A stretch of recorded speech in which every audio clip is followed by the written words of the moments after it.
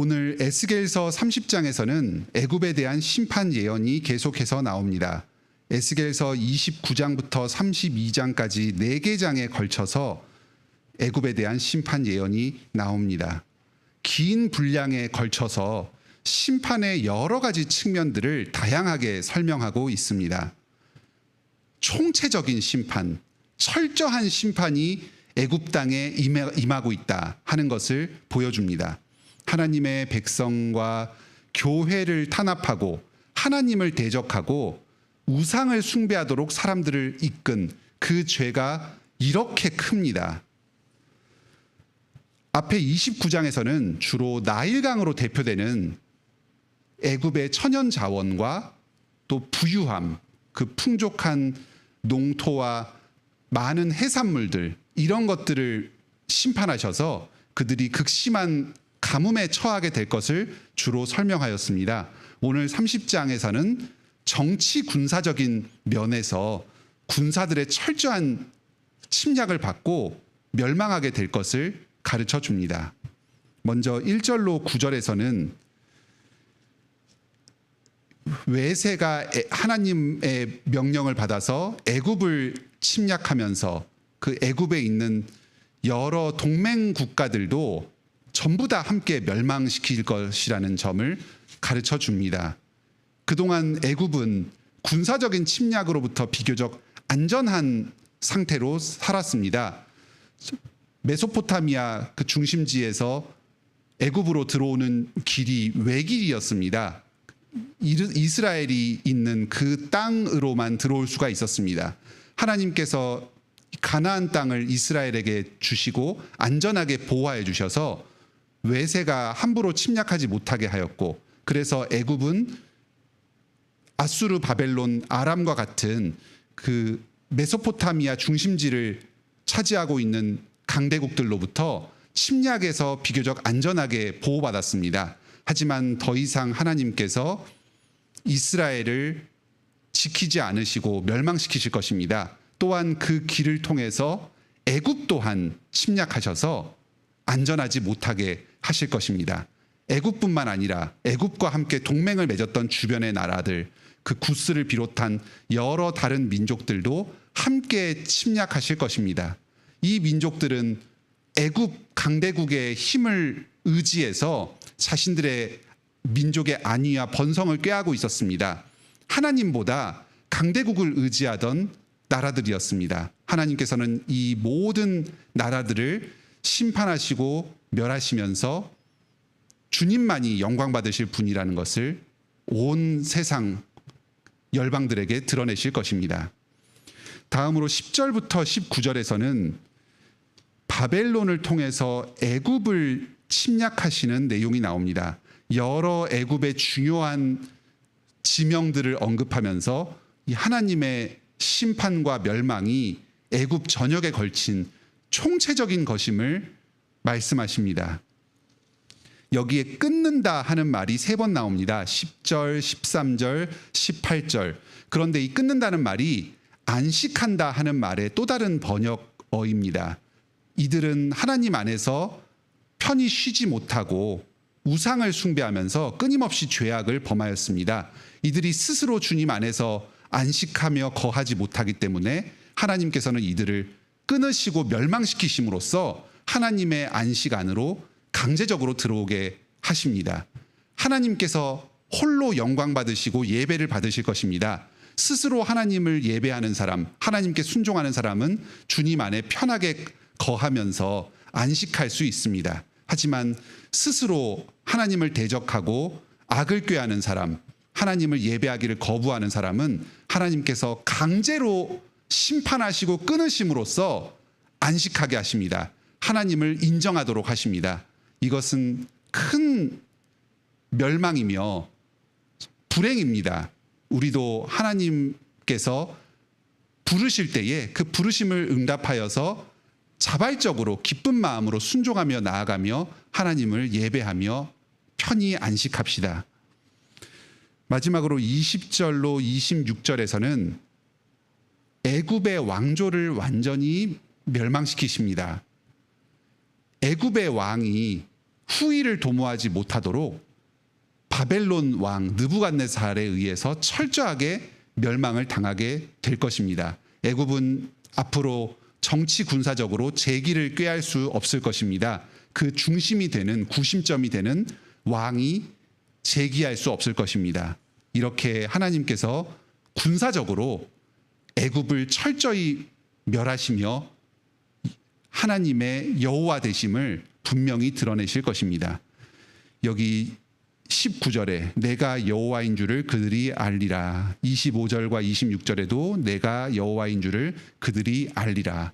하나님을 알지 못하고 인정하지 못하는 이 교만한 자들에게 하나님의 여호와 되심, 주 되심을 분명히 심판을 통해서 드러내실 것입니다.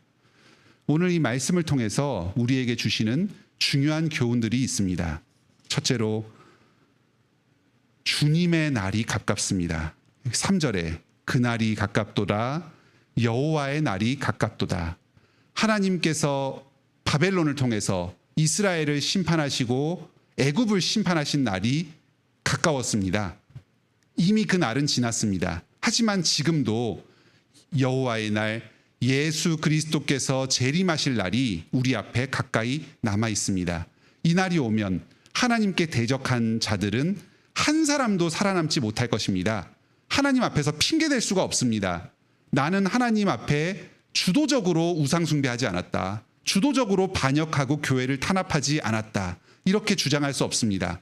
애굽뿐만 아니라 그와 동맹하면서 세력을 구축했던 그 모든 주변의 국가들도 전부 다 하나님의 철저한 심판을 받을 것입니다. 주님의 날, 여호와의 날, 예수 그리스도의 재림의 날이 가까웠으니 우리 어서 빨리 회개하고 주님께로 나아갑시다. 우리가 스스로 주님 안에서 예배하고 안식하지 않는다면 하나님께서 우리를 끊으심으로써 강제로 주님을 인정하고 예배하게 하실 것입니다. 이것은 우리에게 심판과 멸망으로 다가옵니다. 이러한 고통 당하지 않고 어서 빨리 주님을 예배하고 회개함으로 나아갑시다. 둘째로 우리가 현재 누리고 있는 이 정치 군사적 안정 평안이 저절로 또는 우리 스스로의 힘과 능력으로 얻어진 것이 아님을 늘 기억합시다. 주님께서 우리를 보호하여 주시고 자비를 베풀어 주시는 것입니다.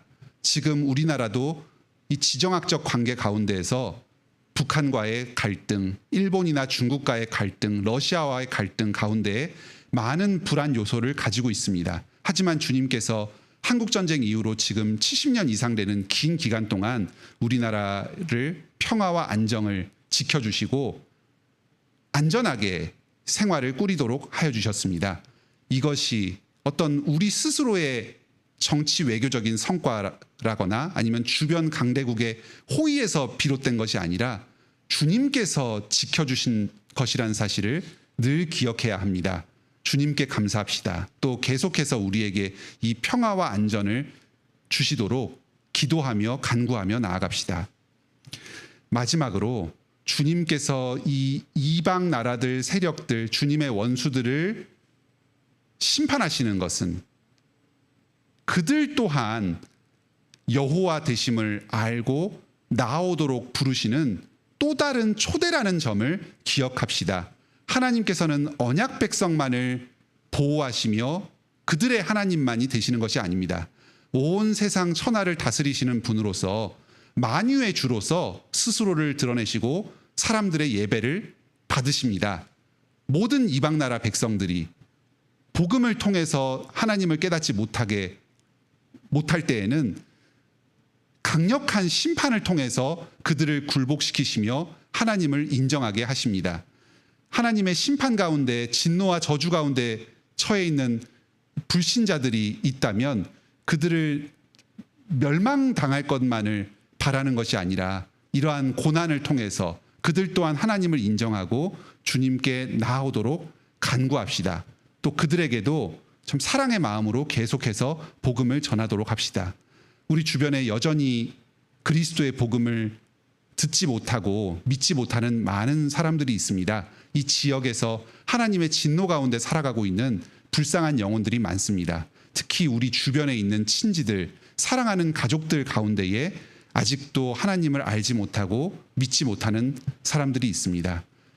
여호와의 날이 가까울수록, 예수 그리스도의 재림의 날이 가까울수록 이 사람들이 어서 빨리 주님을 인정하고 회개하고 돌아오도록 기도합시다. 또 때가 되는 대로 우리의 말과 삶을 통해서 복음을 전합시다.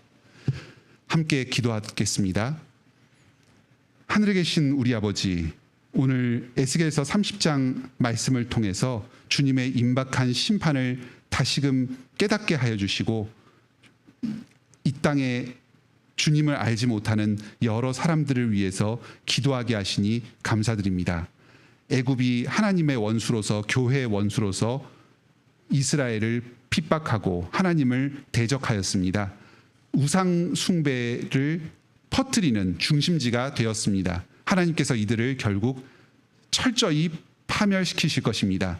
애굽의 어떤 도시도, 애굽과 동맹한 어떤 나라도 살아남지 못할 것입니다. 오늘도 바벨론과 같이, 애굽과 같이 교만하여서 하나님을 대적하는 많은 세력들이 있습니다. 우상 숭배의 온상들이 우리 주변 가운데 있습니다. 이러한 세력들이 전부 예수 그리스도의 심판 가운데 멸망하게 될 것입니다. 그리스도의 날, 여호와의 날이 가까웠음을 기억하고 우리 또한 이러한 우상 숭배의 죄악에 동참하지 않도록 하여 주시옵소서. 회개의 영을 일으켜 주셔서 우리가 어서 빨리 죄악에서 돌이켜서 하나님께로 나아가게 하여 주시옵소서. 우리 주변에 여전히 이 우상 숭배에 사로잡혀 있고 교만한 사람들이 있습니다. 이들이 지금도 하나님의 진노와 저주 가운데 놓여 있으며 장차 피할 수 없는 영원한 멸망 가운데로 빠져들게 될 것입니다. 주님, 이들을 불쌍히 여겨주시고 돌이키게 하여 주시옵소서. 예수 그리스도의 복음을 믿고 회개하게 하여 주시옵소서. 저희가 이 주변에 참 이 구원받을 많은 사람들을 위해서 기도하게 하여 주시고 복음을 전하게 하여 주시옵소서. 말과 또 삶으로 주변에 있는 사람들을 주님께로 인도하는 데에 우리 관악교회와 각 성도들이 귀하게 쓰임받게 하여 주시옵소서. 주님, 우리가 인생의 여러 고난 앞에서 우상을 숭배하지 않고 세상의 어떤 세력을 의지하지 않고 오직 주님께만 구하여서 문제를 해결받기를 원합니다. 건강이 어려운 성도들 있사오니 주님 불쌍히 여겨주시고 치유와 회복을 허락하여 주시옵소서. 정서적으로 어려움을 겪는 성도들 주님 불쌍히 여겨주시고 주님 안에서 참된 평화와 안정을 누리게 하여 주시옵소서. 수면 장애로 인해서 고통받는 성도들 주님을 의지하여서 앞날을 주님께 맡기고 평안히 잠들게 하여 주시옵소서.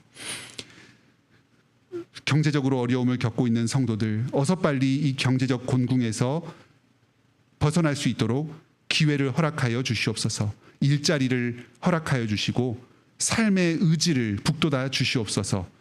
좋은 사람들, 좋은 기회를 만나도록 주님께서 섭리적으로 주관하여 주시옵소서. 여러 인간관계로 인해서 갈등하고 있는 성도들, 인간의 분쟁으로 인해서 크게 고통받는 성도들 주님 불쌍히 여겨주시고 주님 안에서 위로받게 하여 주시고 어서 빨리 그 관계의 어려움, 분쟁에서 벗어날 수 있도록 역사하여 주시옵소서. 우리 주변에 있는 구원받지 못한 가족들, 특히 우리 언약 백성된 자녀들 위해서 기도할 때에 주님께서 저희의 기도를 들으시고 시작하신 구원의 일을 완성하여 주시옵소서. 다시금 주님 안에서 안으로 돌아와서 함께 예배드리며 참 주님의 언약의 실질을 누리며 나아가게 하여 주시옵소서. 지금 태풍이 북상 중에 있습니다. 지난 홍수로 많은 비로 인해서 많은 피해를 입었습니다. 이번에 잘 대비하게 하여 주시고 또 그 피해가 심하지 않도록 주님 지켜주시옵소서. 천지를 지으신 하나님께서 만물을 주관하여 주시고 자연을 운행하여 주실 때에 참 저희 인간의 무력함을 생각하며 오직 주님의 그 긍휼하심만을 구합니다. 오늘도 저희의 하루를 통해서 오직 삼위일체 하나님께서 영광받아 주시옵소서. 예수님의 이름으로 기도드립니다. 아멘.